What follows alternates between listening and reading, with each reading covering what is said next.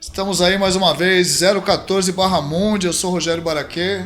E eu sou o Escova e hoje nós vamos falar de blues. The blues, provavelmente a origem, em termos de música americana, a origem de praticamente tudo, né, Escova? Do jazz, do rhythm and blues, com certeza, que do veio funk, depois, do funk, tudo, né? do rock, puta, toda A raiz de tudo, né, cara? E é engraçado a gente ver como tem coisas parecidas, né, que a gente tava falando, né? Com a própria cultura da gente, né? Nossa ideia continua sendo o seguinte: a gente quer abrir um portal para vocês de conhecimento. Nós não estamos aqui para ensinar nada. A gente não tá... Não, e nem tão pouco também é ser professoral. A gente, na verdade, é porque, como tanto eu quanto o Rogério, a gente gosta desse lado de histórico, de pesquisa, de pesquisa. Estudar as origens das paradas, né?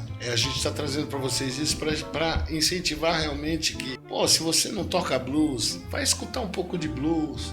Tem tantos artistas que são super conhecidos hoje em dia, né? E que foram a base de tudo isso, né? Agora mesmo teve no Brasil há pouco tempo o Buddy Guy, que é um cara importantíssimo. Turnê de despedida, né? Pois é, né, bicho? O cara que influenciou o Jimi Hendrix, né? Olha. Só isso. Só isso. Mais nada. Agora, a gente tem que é interessante disso é a gente, o nosso caminhar na música fez com que a gente se apropriasse de algumas informações com relação aos estilos, né, e tal. E o blues é uma história muito rica, porque é a origem de tudo, como o Rogério disse, né? Então a gente tem isso aí lá. E vem muito daquela tradição africana de chamada e resposta, né? De canto de chamada e resposta. Sim, né? Sim. É porque justamente no campo tem um nome que chama ring shout, ou anel. Então fazia-se uma roda. E essa roda, enquanto um ia fazendo um verso, os outros iam respondendo a esse verso. Ou tinha um outro estilo que se chamava, eu até vou ler aqui, field house, que era o cara sozinho aí na plantação. Esse ring era um samba de roda. Samba de roda, né? Exato, como a gente aqui também, influência africana, né? Aonde os caras, na verdade, eram cantos, eram lamentos e cantos religiosos. Fazia uma roda, a roda era feita na festa, né? Então era uma festa que fazia, então se juntavam, então ficava um lançava um verso, os outros repetiam, dançando na roda e na base de palma. E não dá pra gente caracterizar isso como o blues moderno que a gente conhece. Ainda não tinha uma característica tão forte. E o outro era no enxadão, marcando o tempo. Era uma coisa só vocal mesmo, né? Era só vocal. Uma vez o João Suplicy, né, irmão do Supla, que inclusive acho que vai estar em Botucatu agora em julho tocando. O João me falou que parece que teve uma época que proibiram tambores nos Estados Unidos. Mas como aqui também foi. Aqui também foi proibido, e aí não, o pessoal, mas não sei, o pessoal deu um jeito de continuar, né? Parece que lá os caras pararam mesmo de usar tambor, e aí eles tinham que marcar na palma, né? E daí que vem essa marcação do blues um pouco mais dura no que a gente está falando de 1870. Sim, final que é a pré, porque o blues mesmo, a gente pode dizer que o blues mesmo começou no começo do 1900 e pouco, século XX já, né? Sim. 1900, século XX. A primeira gravação acho que é de 1920. Primeira gravação conhecida. Primeira gravação usando o nome blues. Usando o nome blues. Né? Porque não existia o nome do ritmo, não existia um ritmo ainda, né? E é engraçado, a gente vê aquele juke joint, na verdade, eram uns barracões onde eles se juntavam para fazer a festa, né? E é engraçado porque também esse ring shout é engraçado. Só pegando uma coisa que eu lembrei, aquela música Twist and Shout. Come on, baby, twist and shout. Responde, twist and shout, come on, baby. Né? É bem chamado de falar de resposta. Esse shout, e shout significa também grito, né? Então, às vezes, também não tinha texto. Às vezes, era aquelas coisas que depois a igreja, quando eles começaram a se tornar protestantes, aceitar um Deus branco, etc e tal, e se apropriar dos cultos, né? Eles usavam como os cultos africanos a coisa mesmo do transe, do grito, né? Oh, Lord, e a igreja toda repetia. E a igreja repetia e tal. Né? É super interessante isso, né? Mas nós temos uma base, inclusive, blues também, Botucatu. Pois é. Um movimento bem forte ali, né? Sim. Encabeçado pelo que a gente conhece pelo seu Vlad, né? Sim, o Vlad, que traz os eventos de blues aqui para a cidade. Que eu teve o Vila Blues durante bom tempo e que trouxe muitas atrações gringas, internacionais, né? Internacionais para cá, para Botucatu. Daqui a pouco ele vai dar um depoimento aí. A gente vai tentar pegar um depoimentozinho dele sobre o blues, pra ele contar um pouco da história dele com o blues, né? Porque é o que a gente tá falando. Semana passada a gente falou do reggae, né? Como é que chega aqui, né? Que o reggae não é um som mais de praia, de repente chega aqui no interior. E o blues, né? Como é que chega aqui? Como é que chegou em Botucatu o blues, como chegou no Brasil o blues, né? Uma coisa que a gente comentou também, o Rogério aqui, da minha geração, tinham 2 pessoas em São Paulo, 2 negros que tocavam blues. Um era o Wolf, Luiz Wolf, que era um cara que era filho do Agostinho dos Santos, foi um grande cantor da música brasileira. E o outro foi um cara chamado Enéas, que foi embora para Itália, que inclusive ganhou uma guitarra do Serginho Dias, dos Mutantes, de presente. Mas, eu vou ser sincero, com exceção de um cara que eu vi há pouco tempo atrás, num desses programas de auditório de concurso de músico, né? Tipo The Voice. Assim. Tipo The Voice, essas coisas. Aliás, talvez tenha sido no The Voice, que chama Zé Pretinho. Mas são os únicos 3. Volto a dizer o outro que a gente falou do reggae.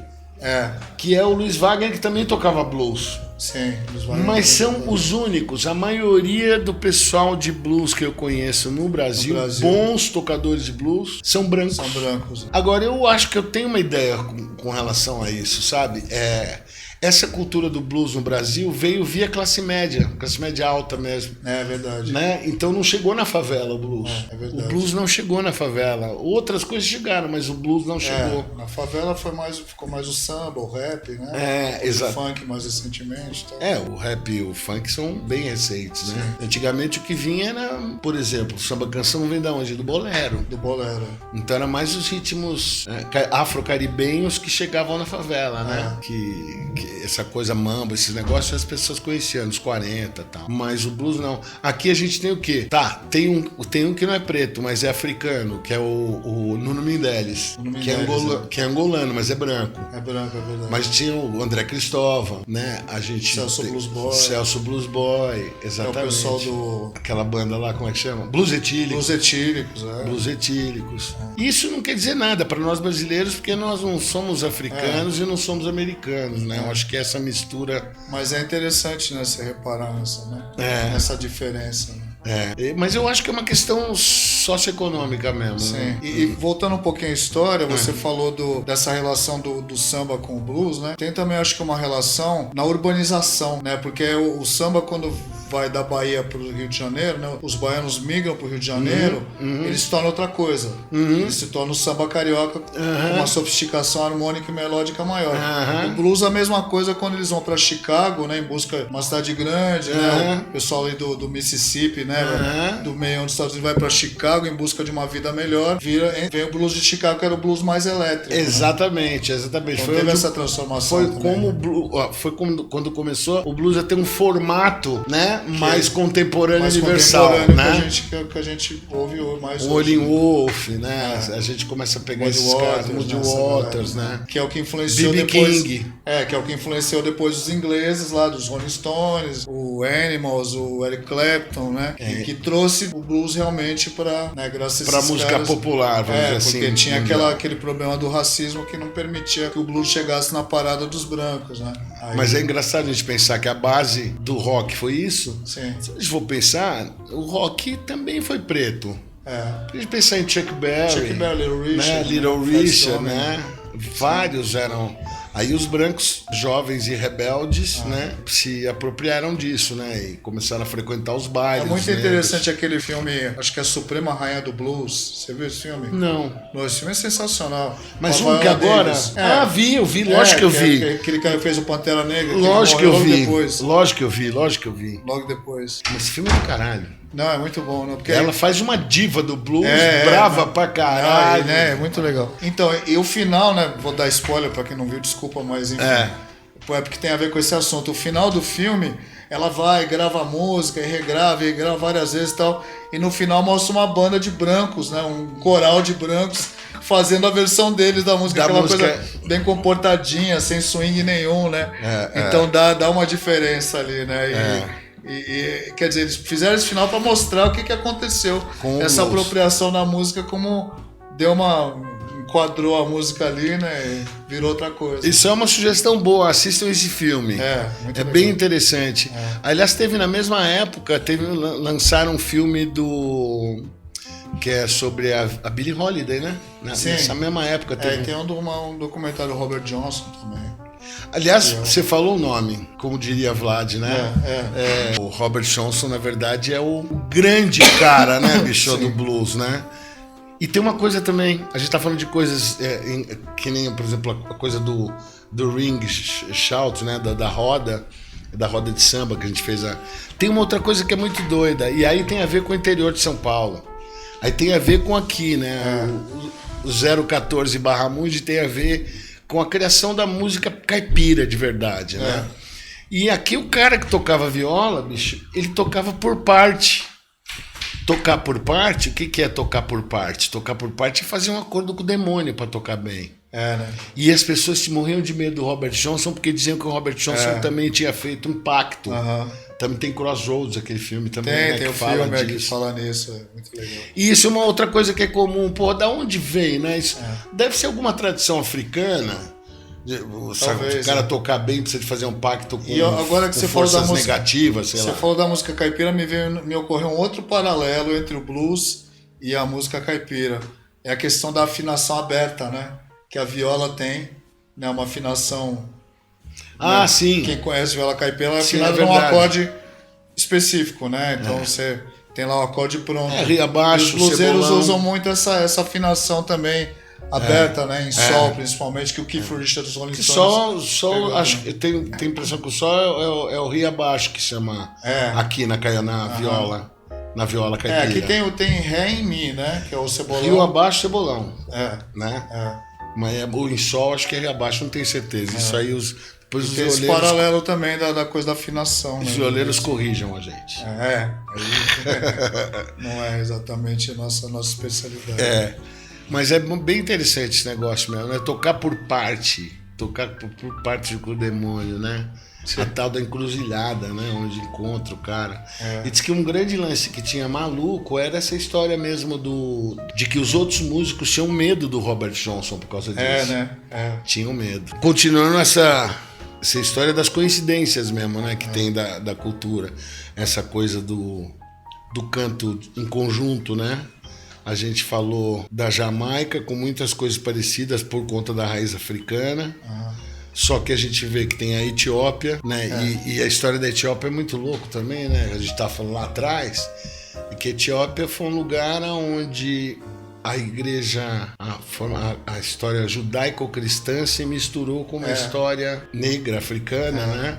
E criou outros mitos, né, bicho? Que é a história do leão Tanto de que Judá. Tem uma igreja da Etiópia mesmo, que é muito antiga. Já o blues, bicho, os caras faziam essa roda em volta das igrejas protestantes, né? E a gente vê aqui, o terreiro era do lado da igreja, ali no canto. Da igreja católica, né? Aqui acho que a coisa do sincretismo sempre foi, até por uma questão de sobrevivência do negro, né? De colocar o nome católico dos santos, como dos orixás, do candomblé. O candomblé, na verdade, Yorubá, tem 2 lugares onde é parecido, porque a gente vai lá em Angola, por exemplo, na África, é outro culto diferente. Não existe... Agora, você vai para Nigéria, já é a mesma coisa que é Cuba e que é Brasil. Brasil é muito mais parecido com Cuba, a religião afro-brasileira, né, que é essa cultura iorubá, mas aqui os caras puseram o nome, né? Santa Bárbara e Iansã, né? São João agora, São João Batista é Xangô. São Sebastião era Oxóssi. São Sebastião era Oxóssi, São Jorge Ogum. Isso é interessante da gente ver, né? Como as culturas... A gente fala da música e fala com que quanto mais cultura musical a gente tem histórica, antropológica, mais a nossa música é rica de raízes, né? Sim. Mas a cultura histórica, antropológica também é a mesma coisa. É a mesma coisa. Né? Ela vai se misturando, porque se você pegar mitologia grega e pegar a mitologia dos povos nórdicos e pegar a mitologia dos orixás, é muito parecido. Muitas histórias são muito parecidas. Sabe? Que é Thor com o martelo e Xangô com o machado. É a mesma. E o raio e o trovão. É comum os dois, trovão, o raio e o martelo e o machado. Né? E na astrologia você pode pegar lá Xangô ser Sagitário, sei lá, saca? Libra ser Oxalá, sabe? É tudo muito parecido, né? A gente começa a entrar num negócio onde o ser humano começa a se tornar um ser só. Culturas, cores, lugares, climas, ambientes, história diferente, mas parece que a busca do homem e a existência da espécie humana é sempre baseada nas mesmas coisas, nos mesmos mitos. Sempre na mesma pegada, né? Mas enfim, né? Voltando um pouco pro blues, pra terra aqui, pro blues, né, lembrando que o nosso propósito aqui do 014 Barramundi é valorizar aqui a galera local, né? Então, sim, mande seu material aí, na descrição do vídeo tem o e-mail para você mandar, entre em contato com a gente e mande aí, né? Manda seu material. Que a gente quer conversar com você, quer saber suas impressões, né, sobre a produção local, autoral principalmente. A gente quer poder divulgar o trabalho de vocês, falar sobre o trabalho de vocês, né? É importante. É importante que a gente crie, por exemplo, a gente está aqui gravando em Botucatu, né? A gente tem uma audiência local, vamos dizer assim, mas a gente quer que o 014 se transforme num grande lance. Quer dizer, que Botucatu, circunstancialmente Botucatu. Né? A gente quer toda a região, Avaré, Bauru, sabe, Sorocaba, que vocês possam ter um espaço para que vocês divulguem o trabalho de vocês, não somente para a região, da região para o mundo, né? Então a gente está trazendo para vocês com essas conversas sobre reggae, sobre blues, pegando criadores da região, né, para a gente entender como é importante a gente trazer o mundo, bicho, para que a gente possa trabalhar regionalmente a nossa cultura, né? Sim. Cultura de Botucatu, de Jaú, né? Sejam polos transmissores, sabe, de ideias, né, de criação, por isso que a gente está firmando os autorais.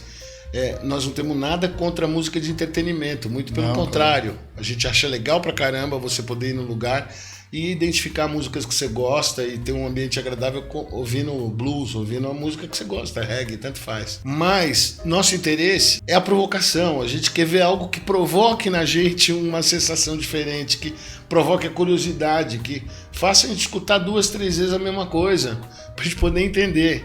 E esse mesmo tesão que a gente está tendo de chegar aqui e absorver essa cultura do local, né? A gente quer que vocês tenham também de procurar outras culturas para se abastecer de ideias, de sentimentos, de sonoridades, né? De ritmos diferenciados, né? Para a gente poder ecoar para o mundo. É isso.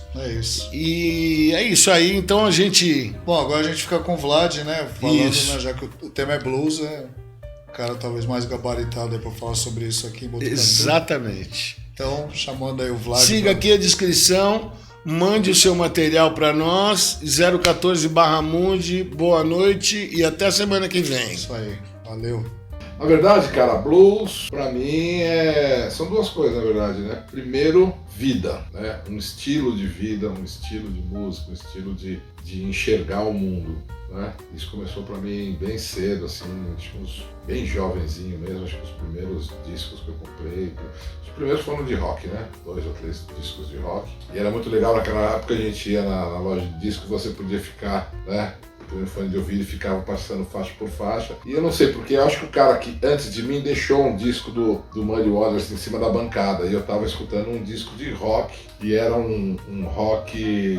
Era um status quo, que era raro pra caramba, que é blues pra caramba, né? E aí eu vi aquele disco, eu chamei um disco do Muddy Waters com uma capa amarela, tem uma foto dele assim, e me chamou a atenção. A hora que eu virei ali, tava ele, nesse disco tava Johnny Winter, e Johnny Winter já gostava do rock do Johnny Winter, né? Do lado pesado. Puta, eu me interessei na hora, né? E pus pra comprar, aí eu descartei, né? Eu só tinha grana pra um disco, e eu descartei o disco que eu fui comprar, que era um disco de rock do status quo, e trouxe pra casa um disco do Muddy Waters. E isso eu era muito jovem, 12 anos, eu acho, 13 anos. E de lá pra cá eu nunca mais deixei de escutar blues. E ao longo da minha jornada, da minha vida, eu fui entendendo que o jeito que eu enxergava o mundo tinha a ver com essa história, né? Com esse jeito de enxergar o mundo também, que vem do blues, com poucas notas, mas notas intensas, né? Essa intensidade transmite a emoção principalmente do sofrimento, e nem preciso dizer, né, o que sofre um negro nos Estados Unidos, né, principalmente naquela época, e também da paixão, né, são notas profundas. E eu acho que eu sempre tive um pouco disso na minha vida, né, de que o menos é mais, né? Então isso é blues, né, o menos é mais. Então, nunca fui muito adepto dos virtuosos, né? Seja o virtuoso da guitarra, ou o virtuoso da gaita, ou o virtuoso do que quer que seja, né? Tocar rápido, isso nunca me chamou atenção, né? O que vibra aqui, a minha alma, meu coração, é a emoção, é o sentimento, né? É o sentido. Uma vez, no Villa Blues, um cara falou isso, né? Eu entro no palco, eu gosto de ver as pessoas dançando, mas eu tenho que ter a certeza de que o cara está entendendo, que depois que acabou o show ele vai para casa e vai pensar naquilo que eu cantei, né? E aquilo vai trazer sentido e significado para a vida dele. E é isso, né? O blues para mim é isso, é um modo de vida intenso, né? Verdadeiro, muita emoção, né? Com dor e com paixão, né? Que são as coisas que, como se fossem duas asas, né? Não tem como você dizer que a dor não te traz movimento, né? Você sofre e depois você precisa superar aquela dor, e aí você se movimenta para superar aquela dor. Aí normalmente você se apaixona e aí você se movimenta mais. E depois de uma paixão, vem a dor de novo. E é isso, é o ciclo da vida, né? E blues pra mim é isso. E lá no Villa Blues eu tive, então, um estilo de vida, um jeito de viver, uma maneira de encarar o mundo, né? De se divertir, né? Mas também é um sonho, né? Porque não tem como você estar escutando um blues e não estar sentindo coisas do passado, revivendo coisas do passado, mas também olhando para frente, né? E quando você está olhando para frente, você está sonhando, né? E o Villa Blues foi isso, nasceu disso, de um sonho, e ele preencheu a minha vida assim de uma forma extraordinária, né? Quando eu comecei o Villa Blues, eu achava que eu conhecia blues, mas eu vi que eu não conhecia porra nenhuma. Na verdade, tanta coisa nesses, né, de 2012 até agora que aconteceu, tanta coisa que eu aprendi, tanta coisa que eu conheci. E foi isso, né? De agosto de 2012, vamos fazer aniversário agora, né? Primeiro final de semana de agosto. Até agora foram mais de 150 shows internacionais, sem contar dos nacionais, né? Então, música é música, desde que ela seja boa, para mim tá valendo. E o parâmetro de boa é indefinível. É aquilo que te faz bem, que te transporta para algum lugar, seja ela uma música raiz, de viola, samba, não importa, cara. Né? Uma música da Dinamarca, não importa. Música boa é aquela música que te traz algo e te leva a algum lugar. E o blues tem essa capacidade de fazer isso comigo. Eu consegui realizar coisas assim bem maravilhosas. É isso. Pesquise sobre blues porque vale a pena. Tem muito a ver com a nossa história, né, de brasileiros, apesar de eu ter acontecido no hemisfério norte, né? Mas ela vem de um... E aí, assim, vou falar uma coisa aqui que é bem legal. A gente sabe que tem o Barba lá em cima, né? O criador, o pai de todos, mas tem o Robert Johnson lá embaixo também. E esses caras trocam uma ideia e eles fazem uma química e as coisas acontecem. Nós inauguramos o Villa Blues na primeira sexta-feira de agosto de 2012. E um ano depois, ou seja, quando a gente ia comemorar um ano de vida, foi instituído no mundo o Dia Internacional do Blues. Primeiro final de semana de agosto, primeiro sábado de agosto é o final de semana, International Blues Day. Então isso foi um presente pra gente, né? E agora, 4, 5 e 6 de agosto de 2023, nós vamos comemorar nosso aniversário, o Dia Internacional do Blues, num festival, né, que começa na sexta à noite e vai até domingo à noite, 7 shows. E queria convidar vocês para ir lá conhecer, beber um pouquinho dessa fonte do blues. E esse ano vai ser interessante porque, tirando a abertura, que vai ser um tributo aos Blues Brothers, né, aquele filme que aqui no Brasil veio como Os Irmãos Cara de Pau, que a trilha sonora é fantástica, vai ser esse tributo. Mas tanto no sábado quanto no domingo vão ser só cantoras brasileiras e cantora americana, pela primeira vez no Brasil, fazendo a alegria de Botucatu e região. Cola lá com a gente, comemorar, celebrar, e blues é vida.